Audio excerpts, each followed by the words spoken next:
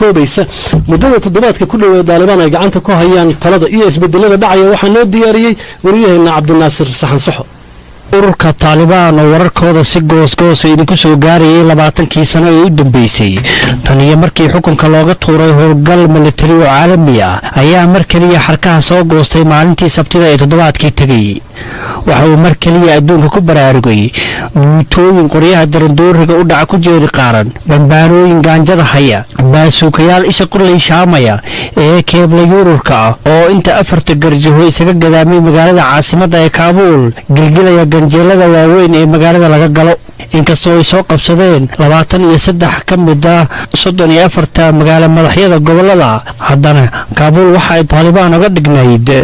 kama dambaysa oo calow iyo miid u kala saaraysa xaaladda Afghanistan inta badan magaalooyinka kama aysan dhicin wax dagaal ah waxaana la arkay ciidamadii iyo maamulkii dawladda Afghanistan ee uu Mareykanka ku tiiriyo tacabeeray oo si nabadgelyo u wareejinaya xilka ciidamadii NATO ee Mareykanka horkacay ayaa 20 sano kadib isaga baxay dalka Afghanistan kadib heshiis muddo socday oo lala gaaray Taliban hase yeeshee dhaqsiyihii ay Taliban maalmo gudahood dalka intiisa badan kula wareegtay ayaa keenay shaki ku saabsan nooca uu ahaa heshiiska wax kala ha joogtay madaxweynihii Afghanistan Ashraf Ghani ayaa fadalada rogay isaga oo si xalxaleel ah oo aysan cidi ka warqabin uga dhuntay caasimadda maalintii Sabtida 24 saac gudahood ayay sidii qaaci oo kale ugu saaqeen magaalada in door ahna kumaysan qaadan Taliban inay gudaha u galaan madaxtooyada halkaasi oo muuqaalo si gaar ah looga baahiyay idaacadda la iska arko Al Jazeera la arkay ragga labada qeyd xiran ee duubabka dhaadheer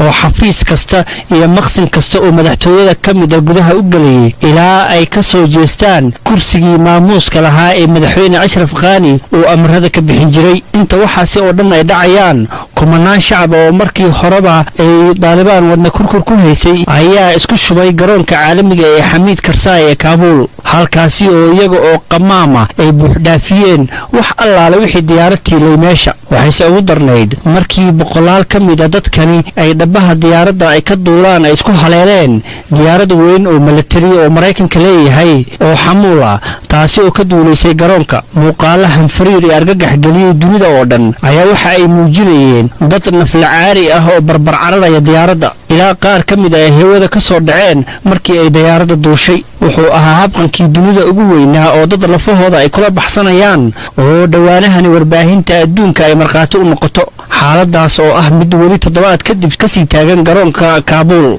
halkaasi oo dawladda Mareykanka iyo kuwa kale ay maalin kasta daadgureynayaan wax ka badan 9,000 oo ruux oo magangelyo doon ah qaarkood ayaa la soo dejin doonaa dalka Afrika ku yaala ee Uganda dhanka Taliban waxay si joogto ah ula hadlayaan warbaahinta adduunka iyaga oo sheegaya in ay soo dhisi doonaan dawlad loo dhan yahay oo ay ka mid yihiin dad aan Taliban ka mid ahayn intaasi kuma eka waxa ay sidoo kale ballan qaadeen in dalkooda aysan gabaad u noqon doonin kooxo argagixiso oo abaabula weeraro lagu qaado dalalka kale dabuubtaasi oo ah tan uu Mareykanka jecel yahay inuu maqlo madaxweynaha Mareykanka Joe Biden oo hadlay ayaa sheegay in Afghanistan ay ka gaareen ujeedkii ay kala hayeen isagoo intaasi ku daray in marnaba aysan ujeedadu ahayn inay dhisaan qarannimada Afghanistan taasina ay tahay shaqo u taala dadka dalkaasi kadib wax ka badan 100,000 oo ciidamo ah 100 bilyan oo dollar oo qarash ah iyo 20 sano oo dagaal aan waxba la isu reebanin ah waa Afghanistan oo Mareykankii iyo xulafadiisa ay ka baxeen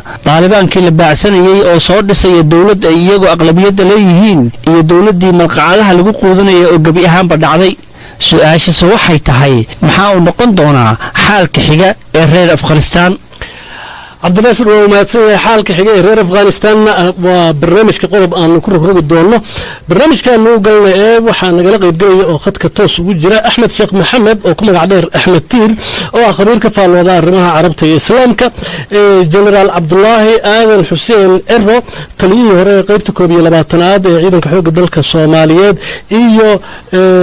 Dr. Maxamed Xaaji Ingiriis oo falanqayn iyo isbarbardhig ku soo sameeyay qolyaha hubaysan ee Soomaaliya ka dagaalama iyo dagaalamayaasha Taliban dhamaantiin ku soo dhawaada barnaamijka Axmed Tiir haddii aan kugu bilaabo isbedelkan degdegta ah ee argagaxa wata ee u muuqda inaan si fiican loogu diyaar garoobin muxuu yahay noo sharax isbeddelkan waa la sugay horta inuu imaado maaha isbeddel aan la sugaynin laakiin waktiga uu dhaqso u yimid ayaa ahayd arrin ku noqotay lama filaan sirdoonka reer galbeedka khaasatan maraykanka oo sugayay 3 bilood ilaa 6 bilood inay ku qaadan doonto dowladda Ashraf Ghani inay istifaacdo inta ayan dhicin marka way soo degdegeen nuskhada cusub ee Taliban oo aan ahayn nuskhadii hore oo ka duwan Talibaankii hore sida muuqata oo kaamirayaasha ka carari jiray marka dadka Afghanistan dadkeeda ayaad moodaa inay rabeen isbeddelkan asaga ah kadib markay xukuumaddii Ashraf Ghani ay noqotay xukuumad musuq maasuq badan xukuumad waddanka wada qaban waysay xukuumad u muuqatay in ay ka shaqaynayso dana aan ahayn danaha dadka Afghanistan marka waxaad moodaa marka in ay Taliban ka cabireen rabitaanka dadka Afghanistan oo xukuumadaas necbaayo ilaa waxaa dhici lahayd kahor imaasho dad is-abaabulay oo Taliban ka hor imaado muddo 20 sano kadib markii la shaytaamaynayay oo shaytaan laga dhigay marka tii ka xubnayd ayaad moodaa shacabka inay iska qaadan rabeen ayagoona ka waramin nuskhada cusub ee Afghanistan oo Taliban waxay la imaan doonto nuskhada cusub ee Taliban maxay la soo hooyan doontaa dalka Afghanistan oo xukun wanaag iyo is-ogolaasho iyo in shacabka hadda loo ogolaado xorriyadiisa iyo xuquuqa insaankiisa marka iyagoona ka waramin waxay u barbardhigeen inay marka Taliban soo dhaweeyaan waxa badan oo la sheegayay jaraa'idka reer galbeedka sheegay waxa la yidhaha Islamophobia kastoo islaamka luqada laga wada imaado laakiin hadda qaabkay u dhaqan Taliban kusoo qashay Kaabul meelahay soo qabatay haddii loo fiiriyo jabhadnimada iyo khibradeeda yaraanteeda xagga xukunka ay jirtay waxaad moodaa dad aad u nadaamsan oo ka yimid Ahmed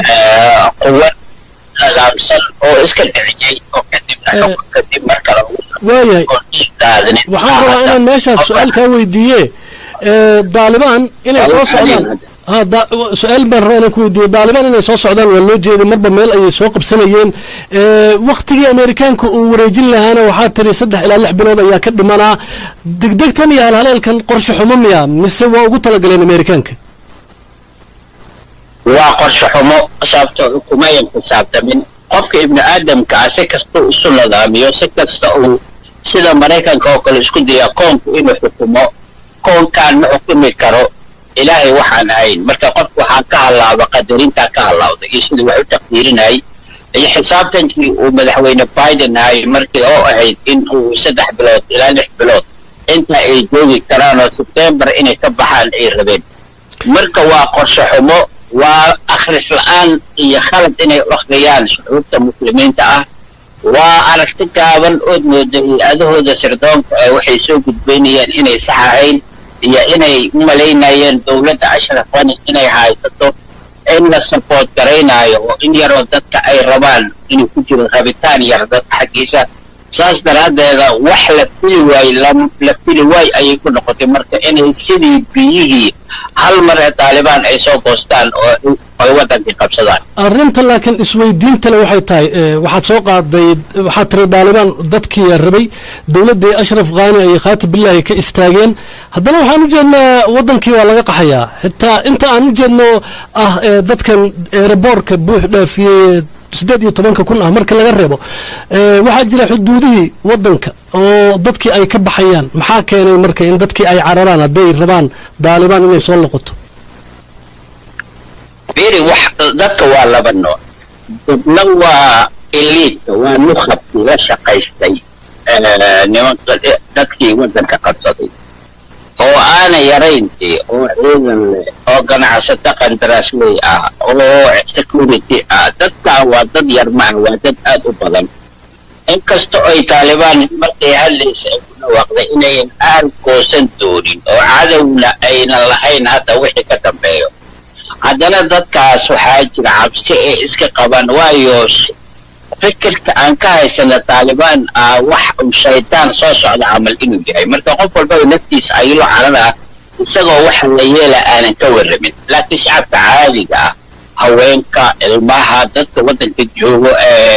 caadiga ah wax cararayna ma jiro wax baxsadayna ma jiro ninkii maalin la shaqeeyay dadkii waddanka qabsaday ninkii maalin qandaraas ka qaatay ninkii turjubaan u ahay ninka dabcan cabsi ayaa ku jirto asaga naftiisa marka naftiisa ayuu la cararaya waana isku dabiici ah qofka inuu cadowga ka cararo waayahay waa usoo laaban doonaa qodobkan axmed tiir generaal ero haddii aanu eegno arrintan iyo saamaynta ay soomaaliya ku yeelanayso soomaaliya waxaan ognahay kooxo hubaysan inay ka jiraan oo dagaalamaya waxaa kaleetoo jira kooxo aan hubaysnayn laakiin aan la dhacsanayn dowladda nidaamka cilmaaniyada ah ku shaqaynaysa marka arrintan sidee saamayn ugu yeelan kartaa soomaaliya gudaheeda marka la fiiriyo xagga ciidamada iyo militariga bismillah markaan waxaan ugu horeyn salaamayaa waa idinka tiir iyo ingiriis iyo dadweynahana dhegaysanahaya waxaan rabaa horta ma ahan dawlad cilmaaniyeed ku shaqayse waa dawlad islaama dadka xukumaana ay islaam yihiin intaas waxaan rabaa inaan su-aashaadii ka soxo ta kale saamaynta ay ku yeelan karto markaan gadaal u noqonno waxaad la socotaan shirkii jabuuti ee madaxweyne sheekh shariif ugu soo doortay mar dalkaanu ka liitay xagga amniga ma jirin markii sheekh shariif madaxtooyada yimidna uu xilkii la wareegayna garbihii ugu badnaayoo la socday dagaal bay kala soo horjeesteen oo nimankan shabaabka la baxay iyo xisbul islaam oo iska baaba'day ma aysan awoodin inay qabsadaan madaxtooyadii iyo qaybo badan oo magaalada ka mid ah marka isbarbardhigga afghanistan iyo la isbarbardhigahayo soomaaliya waa difference xilligan markaan usoo noqonno dhulka intiisa badan ma joogaan shabaabku laakiin koonfurta dhanka baadiyaha ayay saamayn ku leeyihiin xoogoodii iyo awoodday lahaayeen iyo awoodda ay hadda leeyihiin iyo awoodda daalibaan ay leedahay iyo shacbiyadda daalibaan leedahay iyo shacbiyadda kuwaanu leeyihiin marka la isbarbar dhigo wax isku dhow maaha mana suuroobayso aniga aragtidayda inay saamayn badan sida ay hadda yihiin inay hoos uga sii dhacaan mooye kooxaan islaamiyiinta sheeganahaya dadka o dhan waa islaame u malayn maayo marka saamayn buuran ma nagu yeelanaysaan aaminsanahay anugu generaal ero laakiin hadda waxaan ogsoonahay in la isu diyaarinayo amisom marka waddanka ay ka baxdo in militariga soomaaliya ay la wareegaan amniga marka ma dhici kartaa inaan aragno wax la mid ah waxaa iminka ka dhacaya afghanistan quwadihii reer galbeedka meesha ka baxay ciidankoodii ay kaxaysteen waxaa isku soo haray ciidankii afghanistan iyo daalibaan haddana waxaa la sheegayaa ciidanka meelaha qaarkood inay ku biireenba daalibaan oo ay ciidankii kale weynaa ee waddanka uu lahaa ay laqday marka suuragal ma tahay mase yani muuqaal noocaasa inaanu aragno horta haddii ciidamada shisheeye ay dalkan ka baxaan hadda deegaanada ay joogaan waa qiyaasi karnaa waa taqaanaan hadday ka baxaanna anugu waxaan filahayaa inaysan saamayn badan keenayn sababtoo ah dadka deegaanka iyo ciidamada iyo maamulada ka dhisan meeshaas waa isku duuban yihiin dee dawladdii dhexana way jirtaayo way taakulaysaa marka cabsi way jirtaayo dee nimankii 20 sano waxa kan hadda adduunka saameeyey oo islaamnimada ayaga kaligood sheeganahaya meeshay ka soo fufeen yani cabsi waa jirtaa laakiin ama saamayn waa imaan kartaa laakiin soomaaliya markaanu garab dhigno adigana wariya waa taqaanaa somaliland shuqul kuma laha puntland shuqul kuma laha galmudug 80% shuqul kuma laha hirshabeelle waa 50-50 koonfur galbeed kadalika waa 50-50 meesha la yidhahdo jubbooyinka gobolka jubbada dhexay ka haystaan marka adiguba dee aqaad leedahay iyo aqoon-yahanna waa tahay qiime saamayn buuran ma lagu yeelanayaan insha allah. waa mahadsan tahay maxamed xaaji ingiriis waxaan rabnaa inaad bal isbarbardhig ku samayso labada dhinac laakiin arrintan uu ka dhawaajiyey jenaraal ciro ee saamayn weyn inaysan ku yeelanin waxa afghanistan ka dhacaya soomaaliya gudaheeda maxaad ka leedahay ma la qabtaa ra'yigaas? waa mahadsan tahay lamaane waa salaamayaa jalanka iyo axmed tiir labada qab anoo jecel inaan jalanka ku ixtiraamo waayo aragnimadiisa iyo khibradiisa military haddana waxaan rabaa inaan ka eego dhinaca istaraatiijiyadda iyo ideolojiga xoogga leh ee ay wada wadaagaan Taliban iyo xarakada al-shabaab ku jirta koonfurta Soomaaliya. haddii dhinac military laga eego arrimaha sida jalanka u dhigay way noqon karaan laakiin haddii la eego inspirationka ama wacyiga iyo dhimirka xoogga leh abuurayso qabsashada Taliban ay sida xawliga leh lama filaanka leh degdegta leh ku qabsadeen Afghanistan waxay nagu yeelan doontaa saameyn toos ah oo aan la inkiri karin waxay raacid ku abuuri doontaa iyo hamuun xoog leh dad badan oo dhalinyaro ah oo dalka gudihiisa ku jira oo shaqo la'aan ah oo systemka dawladnimo meel walba jooga Soomaaliya lagu qarribay waxbarasho ku dhex waayay shaqooyin ku dhex waayay systemkan 4.5ka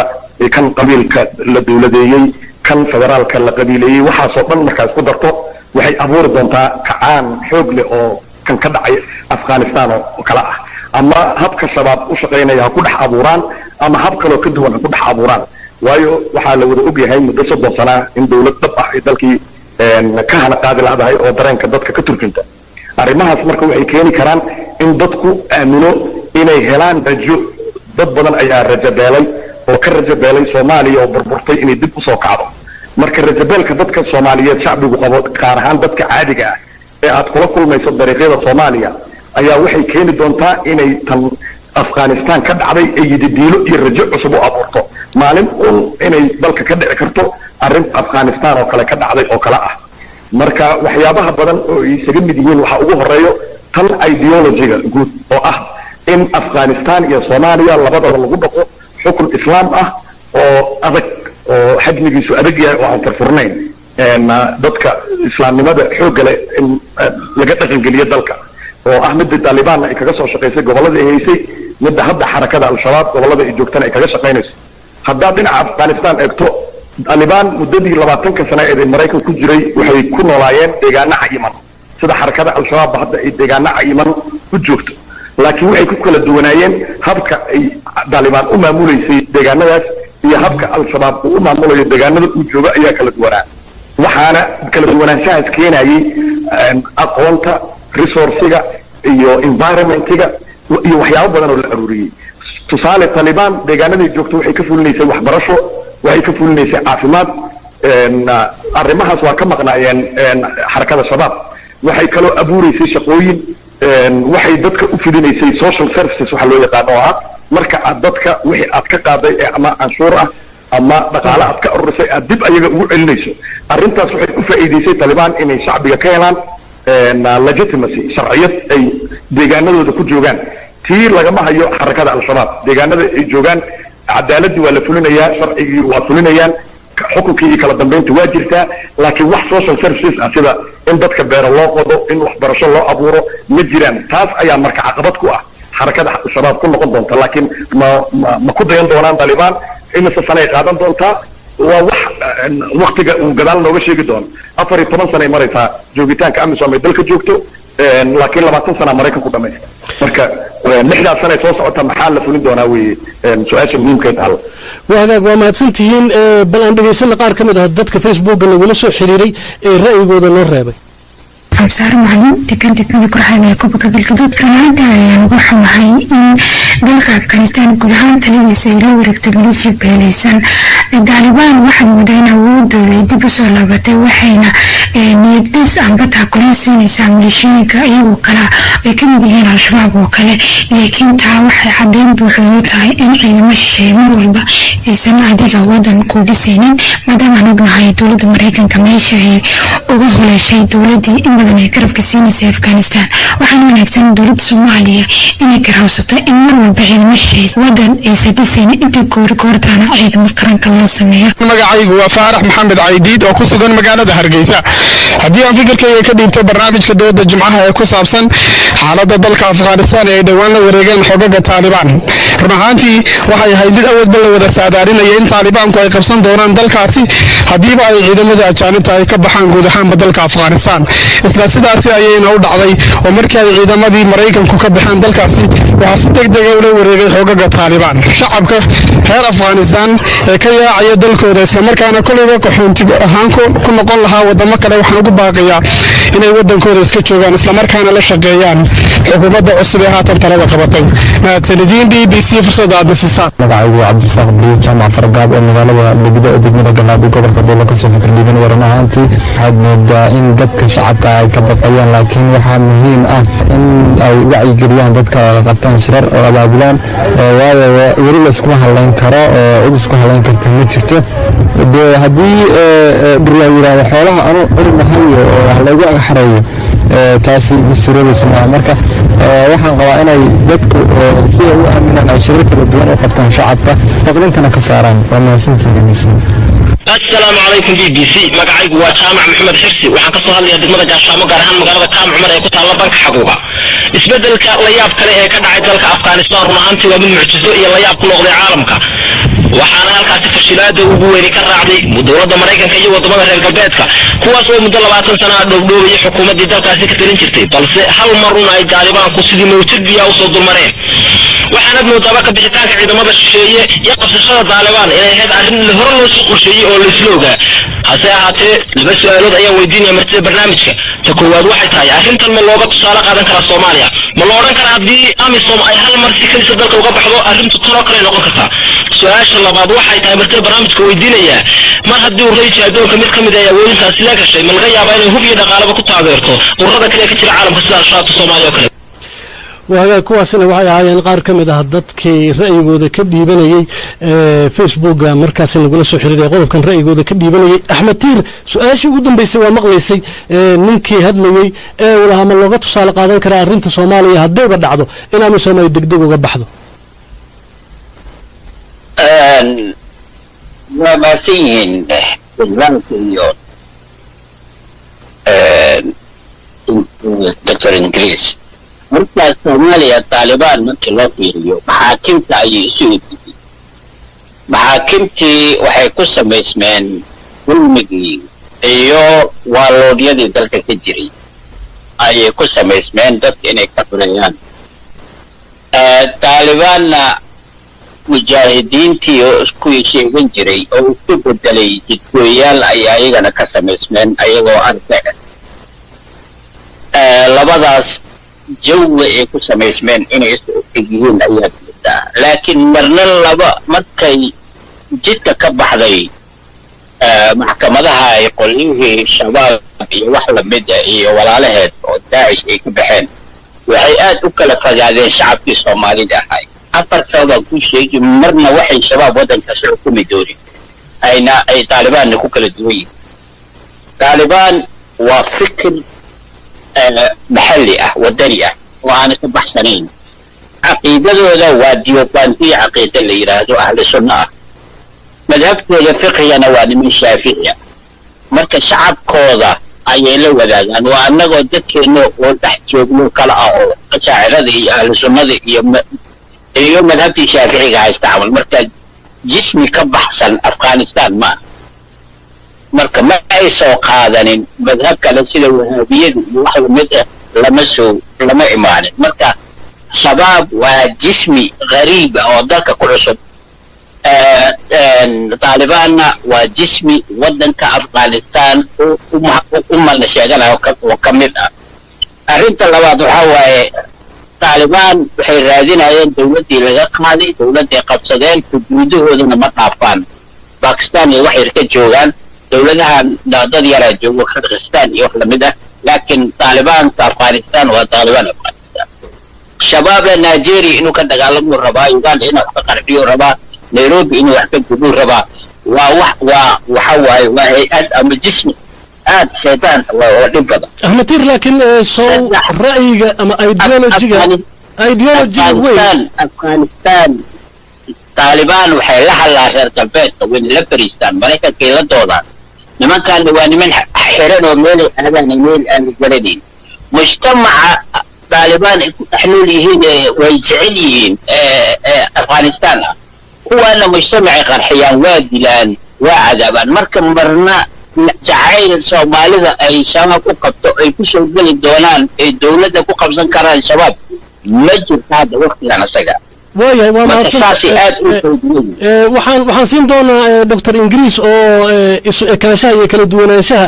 wax badan ka qoray laakiin fikirka guud ee al-qaacida soo kama dhaxeeyo al-shabaab iyo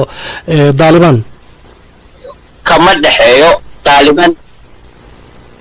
barkow shaqana kuma laha haddana way ballan Mareykanka inayan shaqo ku lahayn qaacida waa urur caalami oo adduunka raba inuu wax ka qabto laba xagga wahabiyadii oo la mid meeyaha saddex nimanka Afghanistan jooga ee Taliban ah adduunka kale rag shaqo kula ma aha marka al-qaacidada joogto Iraq iyo Suuriya iyo Soomaaliya iyo Taliban isku mid ma aha marka hadii fikirka ideology-ga xataa la fiiriyo marka saas aad u kala duwan yihiin labada urur islaamnimadaas uma taxaysan ogiyo Taliban inkasta ay lahayn barnaamij siyaasi oo dhammaystiran laakiin waxa muuqato hadda markay soo galeen akhbaaraad tusaysa inay bislaadeen inay haweenka u deeyin doonaan waxbarashada xuquuqdooda ilaalin doonaan dadka inay haweenka ku qasbi doonaan xijaabka oo in markay shaqada dawladda u shaqeynayeen iyo inay xijaabtaan ay tahay burqa iyo indhaha laga xiraay inay ka qaafeen hadda Kabul aragta waa iska dabiici marka waxay soo baratay Taliban laakiin shabaab waxay baranayeen waa siimaya la keenay ويا دكتور إنجليز مركا أنا قد بيو أرمها أتسوق دكتور إنجليز وأنا إسبر بردق وحد كوسا يسي ميلا يسجين دالبان شباب إيه ميلا يكون كل الدنيا أرنتن وأحمد تير سوق هذا يسدك ومقطع أحمد تير وفحني هاي طالبان إيو شباب هذا سيدا يتوسع الطهر تاع الدنيا لما أنا ساد وقت هاي وحيابها كده على عالم كإسلام كي الدنيا يقود حبة meel wixii ka dhaca meel kale saameyn ku yeelanay adduunka saan ka soo baranay taariikhda caalamka 20 sano u dambeeyay xilligan globalization-ka wax diidaya ma jiro maanta in xarakada al-shabaab iyadoo arkaysa waxa ka dhacay Afghanistan ay ku dayato oo dib restructuring iyo isbedel iyo dib u qaabeyn ay soo samayso aragto Taliban waxa ay ku heshay guushan inay tahay aqbalaadda shacbiyadu aqbalay kadib markii dadkooda ay dhaxgaleen sida atir tilmaamana waa runtii waana qodobka meel dowladda tilmaamay oo ahaa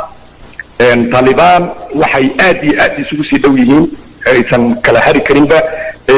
soo bixitaankii maxkamadaha islaamka Soomaaliya ay ka soo baxeen Muqdisho kadibna dalka intiisa kale ay si xawli leh ugu faafeen taasoo ahaa mid dhinac kasta dad ka eegto iyo dhinac dhismahaba ay kaga dayanayeen oo kaga mid ahaayeen Taliban marka maxkamadihii dambena la'aantoodii iyo ayagiyo kala dadweynaha darteed ayaa loo faragelintii Mareykanka iyo Ethiopia saameysay ay meesha ku burbureen tiinad dhinaca Taliban waa ka suurgali weeday marka hadda waxa taagan oo la arkayaa waxay tahay waa Taliban oo dhinaca oo Afghanistan la wada wareegtay iyo xarakada al-shabaab oo insurgency oo meel taagan oo isku dayaysa inay Soomaaliya wada qabsato meelaha ay hadda ka howlgasho meeshay degan tahay iyo meelaha ay ku duushada waa dhulka Soomaalida iyo dad yuuga muslimka ah ee Soomaalida dariska la ah sida xeebtan Mombasa iyo Malindi iyo dhulkan dadka muslimku dago dadka ay yaani soo jiidato ee soo dhaxgala ee u yeeratana waxay ka kala yimaadaan East Africa inta laga soo bilaabo muslimka Tanzania jooga iyo kan Kenya jooga laakiin boqolkiiba 95 wax ka badan waa dad Soomaali ah hogaanka shabaabna uma dhiibaan dadka kumandaradu dhan waa dad Soomaali ah marka sidaas oo kale Taliban sidaas ay isu bedeshay haddii markii hore al-qaacida ku dhex jirtay oo ay kumandaradooda ka mid ahaayeen maanta ballanqaadkii Mareykanka ee Dooxa ku siiyeen ayaa ahaa inaysan al-qaacida dib dambe fariisan uga siin Afghanistan Mareykankuna waa arkay dadku inuu yahay dad Talibaniyiintu yihiin dad shacbiyadii Afghanistan ka soo dhex baxay marka waxa su'aasha ugu muhiimsan ee meesha taala ay tahay shabaab ma arki doonaan waxa afghanistan ka socda si close ma u dirsi doonaan mana isku bedeli doonaan mise sidii ay awalba ku socdeen oo ay targetka ka dhiganayeen dad ay Soomaali ah oo targetka ugu weyn ay yihiin dad Soomaali ah ay bedeli doonaan oo qorshahaas Taliban ay ku mari doonaan Ingiriis su'aal muhiim ah soo qaaday aan u bandhigo General Erro su'aasha Ingiriis uu soo jeediyay maxay kula tahay oo ahayd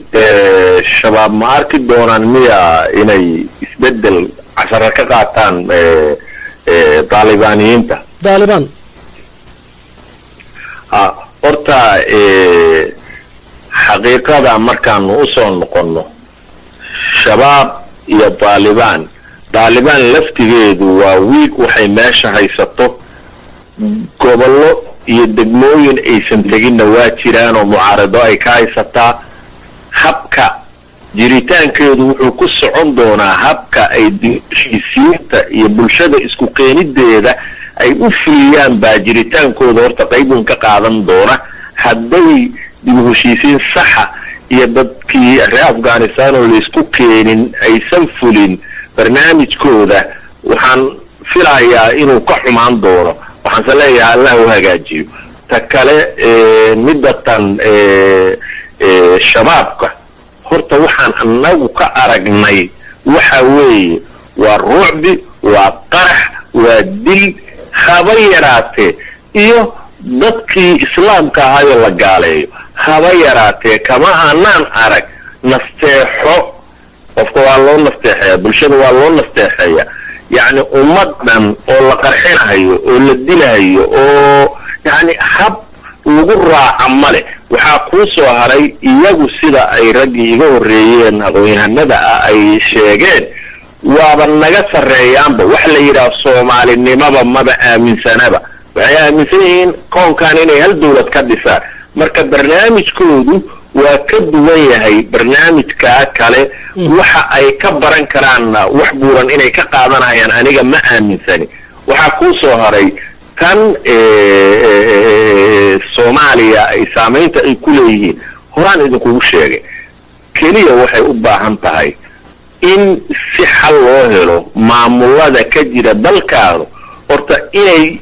hadbaayaan hay-adaha federaaliga ee amniga quseeya inay faraha kala baxaan oo u daayaan dawladda dhexe inay abuurto wayba abuurtay inay xoojiso ciidan tayale oo Soomaali ka kooban inay hesho hadii taa la helo wax problema ma la kulmi doono hadii ilaahay General Erro qodob aan soo qaadnay barnaamijka horaantiisa ee ku saabsanayd xogtii 20 sanadood uu ururinayay Mareykanka ee Afghanistan uu ka ururinayay ama xog sirdoon ha noqoto ama xog military ha noqoto ama sirtii guud ee wadanka ha noqoto iminka waxa laga cabsi qabaa Taliban inay gacanta u gasho halkee ku dambeyn kartaa xogtaas maxayse awaaqib ah oo ay ku yeelan kartaa in hore loo socdo darihiisa uu aroorsaday dal kale uma daneeyo danaha uu leeyahay ayuu xogtaas u aroorsanayay u kaydsanayay hadduu dadka iyo dalka ka naxayana sida uu uga baxay ugaba baxee si degan oo isbedel leh oo dadku leeshiyo tartiib u yimaadaan ayuu uga bixilaay khasabna waxa waaye xogtaas waa baxday saameynna waxay ku yeelanaysaa oo gacanta Taliban markay u yaraato 70% waa gashay waxayna saameyn ku yeelanaysaa dhammaan dadkii la shaqeeyay Afgaaniyiinta ahaa oo ayagu helaan saameyn bay ku yeelanaysaa marka waa problem uu dhex dhigay Mareykanku shacbiyadii iyo dadkii reer Afghanistan waaga qodobka su'aal ayaa igu dhiman laakiin mar kale bal aan dhageysano dadka nala soo xiriiray Facebook ra'yigooda noogu soo gudbiyay magacaygu waa maxamed shaafi sheekh xasan oo ka soo aragtay dhiibinaya magaalada caabudwaaq haddii aan fikirkayga ka dhigto qodobka dooda jimcaha galabtii ku aadan ururka Taliban ee dib u qabsaday 20 sano kadib 7 gudihiisa dalka Afghanistan runtii aad baan u soo dhaweynayaa waxaan ugu baaqayaa inay soo dhisaan xukuumad ka talisa aayaha iyo mustaqbalka shacabka reer Afghanistan oo ay ku diirsadaan sidoo kale Mareykanku waxa uu ku guuldareystay 20 sano ururkaasi dagaal kula jiray iyadoo aan ognahay in uu cagta hore u soo mariyay dalalka ay ka mid yihiin yemen ciraaq syria libiya kuwaasi oo ku burburay faragelinta siyaasadeed ee reer galbeedku ku hayaan dunida islaamka waxaana lagu baaqaya dalalka islaamka inay ka gelgishaan faragelinta shisheeye ee uga imanaysa dalalka reer galbeedka. magacaygu waa xasan xuseen xasan waxaan kasoo aragti dhibanaya cadaado run ahaantii aad iyo aad baan uga hormahay sadegtaan wadanka afghanistan waxaana dadka dalkaas shacabka la quman inay wadankooda joogaan inay wadan kale u qaxeen waayo dalkooda maro dhaantaa ma jirto waxaana iska cad in markasta wadamada caalamka ay rabaan inay qaasatan galbeedka ay rabaan inay wadan kasta danahoodana ka fushtaan sida maraykanku uu sheegay oo yiri 10 sano ka hor ayaan ka fushana danteena waa iska caddaa runtii soomaaliyana waa inay 10 lamaan ka barata halkaasi horeyna 10 hore u dhaafay sida suuriya ciraaq loo burburiyay yemen ku dhacday wadamada dhan muslimiinta marka dadka soomaaliyeed wadankooda jooga waxaa la quman markaan iyagu danahooda ka heshiiyaan iyagu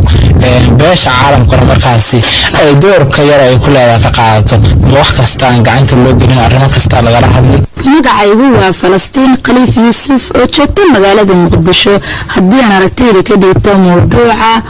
xaaladda ka taagan dalka afghanistan kadib markii dowladii wadankaasi ay isaga carartay ayna la wareegeen gacan ku-xaynteeda ururka taalibaan anigu waxaan u arkaa wadankaasi in aanu qalalaasa sidaasi u weyn aanu ka dhici doonin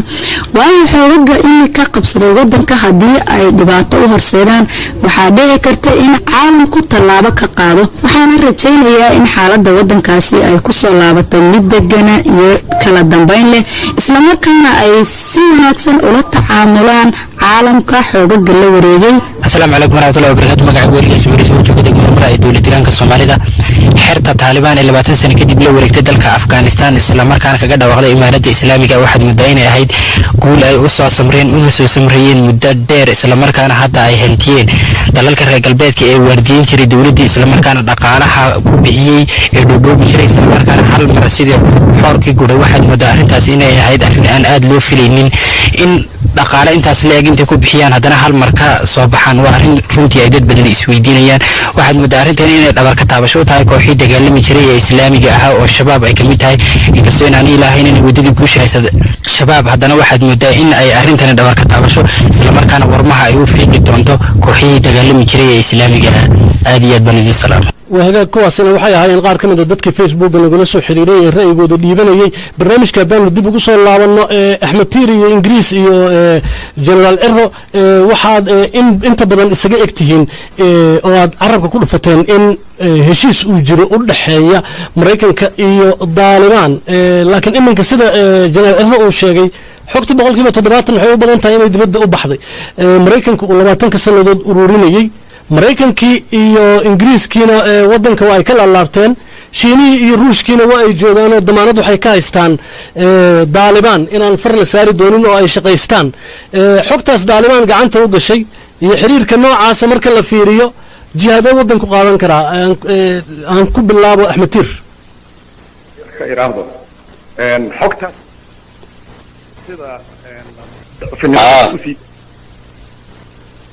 هلو أحمد تير وكم الله إن حوار عدك كروقات وحاجة صورتها حكتا فرضا بدن تعالت كل علي طالبان وحي كفا إذي سنة أيات وير وايو طالبان كالدولة أهان ووحي أدي حكم كيمادان ود الدولة لو دي يتشتونان مريكان مركز طبقات أيو نحجرتونا طالبان ودد بدن وسوع عربي ayaa kamid ay u dhowdahay marka xogta maxay tareysay xogta waa saddex midkood mid waa dadkii maraykanka la shaqeynayay tafaasiishooda iyo waxay ahaayeen iyo waxay qaban jireen iyo doorkii ka soo qaateen taalibaan u rooyo waxay isaga ilaalinayaan cadawga iyo faragelintiisa hadday waxweyn ayaga midna waa khudooyin istiraatiiji oo maraykanka ku shaqeynaya balaankiisa istiraatiijiga ahay taalibaan waxay ka faa'iidaysanayaan mana haddayna ka gadanaynin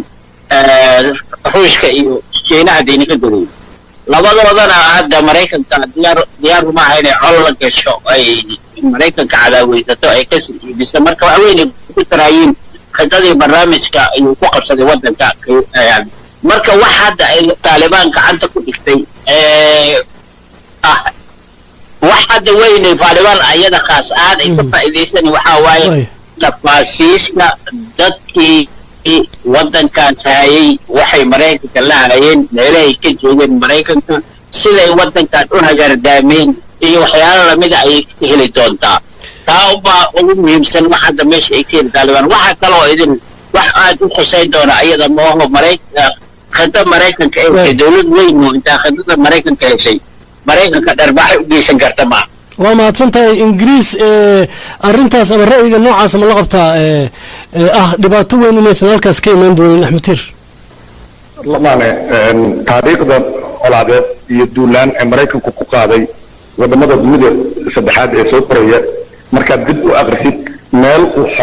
xoog leh oo tan afghanistan uu kaga dhaqaaqay oo kale uu kaga dhaqaaqay ma jiro ilaa iyo 68 Vietnam haddaad fiirisid marka ka tegitaanka uu xogta ka tegay oo uu kaga dhaqaaqay Taliban iyo shacbiga Afghanistan iyo dalka Afghanistan dhexdooda xogta sirta ah ee 20 sano ururinayay macnaheedu waxay noqonaysaa inuu ban dhex dhigay dadka reer Afghanistan ugana dhaqaaqay waa xogtaas waxay keeni doontaa waa tan keeni doonta in Taliban ay si wuxuushnimo oo brutal ula dhaqanto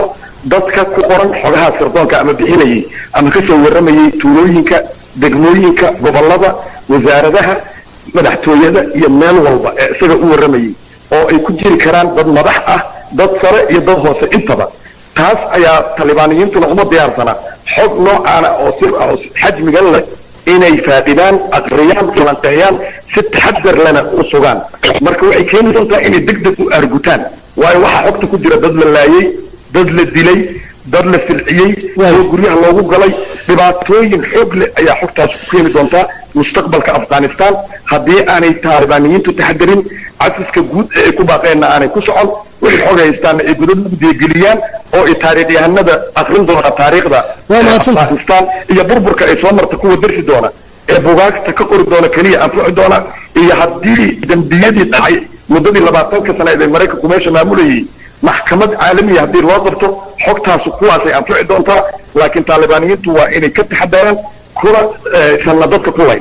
ingiriis oo maadsan tahay waxaan rabaa min 2 daqiiqo inaan idin siiyo maxaan iminka ka fili karnaa Afghanistan inaan ka aragno ama ay ka dhacaan axmed tiir aan ku bilaabo axmed waxaad sheegtay Taliban inay dawlad soo dhisi doonaan dawlad noocee ayaan ka filaynaa inay soo dhisaan waxaan barnaamij siyaasi ay Talibanka oo dhabaystirnay leeyihiin malahu adduunka u akhriyo laga waraayo hadda laakiin saddex shay ayaa ku adkeysanayaan kow imaaro islaami inay dhisaan oo macnaha dimuqraadi iyo waxaad shaqada inay leeyihiin laba inay wax ka bedelaan